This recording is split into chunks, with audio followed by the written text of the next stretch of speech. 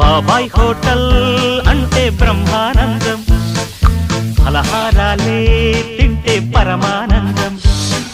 బాబాయ్ హోటల్ అంటే బ్రహ్మానందం, ఫలహారాలే తింటే పరమానందం. వెన్న పూసతో ఇడ్లీలు, గోధుమ ఉప్మా పెసరట్లు, పట్టుకు చూస్తే నెయ్యూరు, మెనబట్టును చూస్తే నోరూరు. మరువని చెలిమికి మమతలలో గిలి బాబాయ్ హోటల్, మన బాబాయ్ హోటల్.